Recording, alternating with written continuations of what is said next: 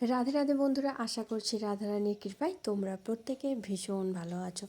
তো অনেক দিন ধরেই ভাবছি একটি ভিডিও নিয়ে আসব, কিন্তু সময়ের অভাবে একদমই ভিডিও নিয়ে আসতে পারি না। তো আজকে আমি সকালবেলায় শুরু করেছি আমার ঠাকুরের ঘর থেকে। তো ঠাকুর ঘরে দুটি ইনডোর গাছ আছে, তো সেটাই তোমাদের সাথে দেখাচ্ছি। তো আজ হয়েছে কি, সকালবেলা আমার ছেলে স্কুল যাবে বলে উঠেও গেছিলো, যদিও যথারীতি তাড়াতাড়ি ঘুম থেকে ওঠে। তো তার জন্য ওকে বলেছিলাম আজকে কেশবকে একটু তুলে দিয়ে যা। তো ওই জন্য ও কেশবকে তুলে দিয়ে গেছে, তো তাই জন্য আমার একটু কাজটাও আসান হয়েছে। তো ওই জন্য আমি ভিডিও বানাতে পেরেছি। জানো তো, অনেক দিন ধরেই ভাবছিলাম যে আমার ঠাকুরের সিংহাসনটা তোমাদের সাথে শেয়ার করব, সে আর হয়ে উঠছিল না।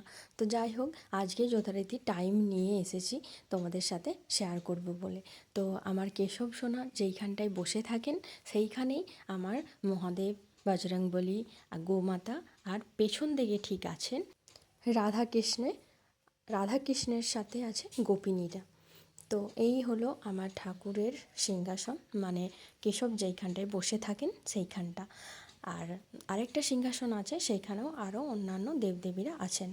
তো তোমাদের সব কিছুই আমি শেয়ার করব আজকে। তো যাই হোক, যথারীতি আমি আমার কেশব সোনাকে স্নান করানোর জন্য প্রস্তুত করে নিচ্ছি। যেহেতু এখন গরম, সেহেতু আমি সেইভাবে আর কিছু মাখাই না ওনাকে। তো সামান্য জলের সাথেই সামান্য একটু গোলাপ জল মিশিয়ে নিই, তারপরেই গায়ে ঢেলে দিই। তো এখন যেহেতু গরম, তো তাই জন্য আর সেইভাবে অন্য কিছু আর মাখাচ্ছি না। বিশেষ করে ঘি মধু তো একদমই না, কারণ ঘি মধু আমাদেরই বলো না, আমরা যখন স্নান টান করি তো আমাদের যদি গায়ে তেল মাখিয়ে দেয় আমাদের কেমন লাগে। তো তার জন্যই আমি কেশবকে সেইভাবেই স্নান করাই। এর মধ্যে জানো তো, অনেক কিছু আমার কেশব সোনার জন্য আমি কিনে নিয়েছি, কিন্তু আমি তোমাদের সাথে শেয়ার করতেই ভুলে গেছি। আমি এইরকমই করি জানো তো। তো আমি এর মাঝখানে একটি দোলনা কিনেছিলাম, সেইটাও আমি তোমাদের সাথে শেয়ার করি না। আর অনেকগুলি জামা প্যান্টও কিনেছিলাম, সেগুলোও আমি তোমাদের দেখাই না। তো আমি কিছুদিন আগে অনেকগুলি নাইট ড্রেস কিনেছিলাম আমার কেশব সোনার জন্য। তো কোয়ালিটিগুলো এত সুন্দর এসেছিলো। তো তোমরা দেখবে যে আমি এক একটা নাইট ড্রেস এক এক দিনভাবে পরাই, যে একদম জামা প্যান্ট সমেত দেখিয়ে পরাই। তো সেইগুলোই অর্ডার করেছিলাম। তো ঠিক আছে, একদিন আমি তোমাদের সবকটাই দেখাবো। নতুন নেই তো কী হয়েছে, আমার কেশব সোনা পরে ফেলেছি তো কী হয়েছে, তো আমি সেগুলোকেই তোমাদের সাথে শেয়ার করব।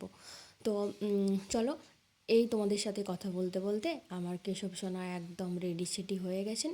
এবার আমি ওনাকে সাজ ও শৃঙ্গার করিয়ে দেবো। জানো তো, আমি এই কেশব সোনাকে নিয়ে না সবসময় ব্যস্ত থাকি। বাড়ির কাজবাজ নিয়েও আমি ব্যস্ত থাকি।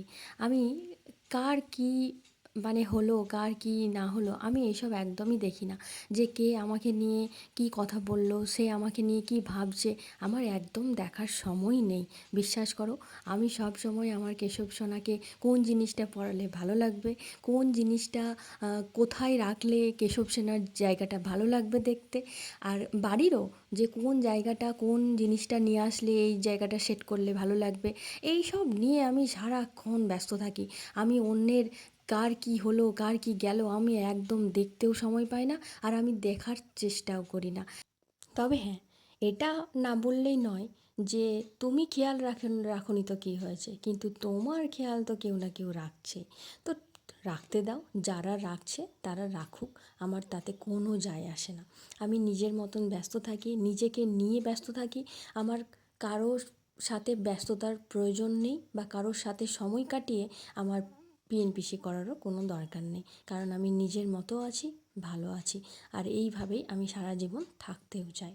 তো আরেকটা সুখ, সবথেকে বড় সুখ হচ্ছে কি বলো তো, যদি তোমার কাছে একটি গোপাল থাকে, ব্যাস, তাকে নিয়েই তুমি সব সময় ব্যস্ত থাকতেই হবে তোমাকে। দেখো, আর সঙ্গে সবথেকে বড় সুখ হচ্ছে ইনি, বুঝলে, আমার হচ্ছে এটি বড় সুখ। তো তুমি যদি ব্যস্ত নাও থাকো ওনাকে নিয়ে, না, তোমাকে উনি ব্যস্ত করাবেন, এটা একদম নির্দিষ্ট সত্যি কথা।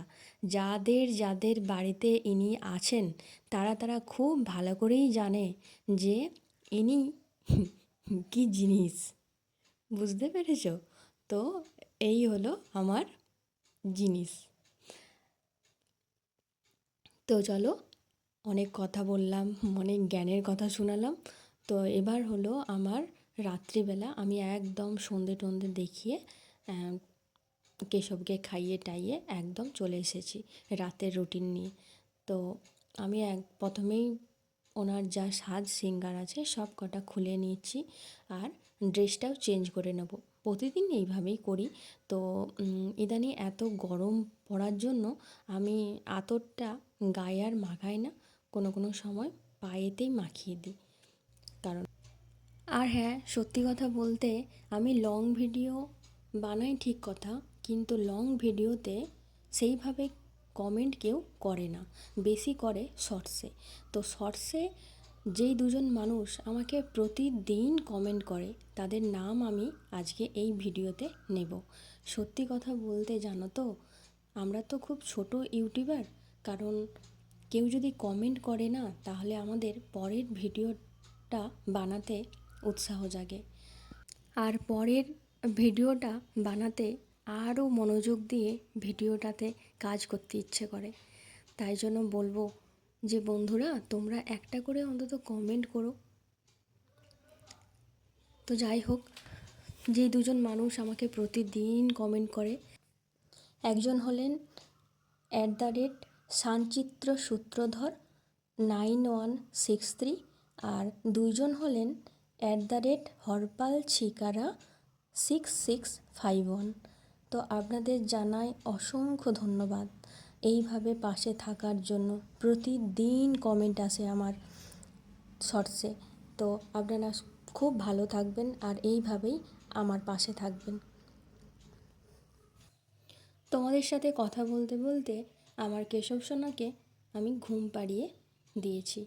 তো ভিডিওটি যদি তোমাদের ভালো লেগে থাকে, তাহলে অবশ্যই একটি লাইক কমেন্ট করো, আর চ্যানেলটার পাশে থেকো। আর এইভাবেই আমাকে উৎসাহ করার জন্য একটি করে কমেন্ট করো। সবাই ভালো থেকো বন্ধু। আবার আমি একটি লং ভিডিও নিয়ে আসার চেষ্টা করব।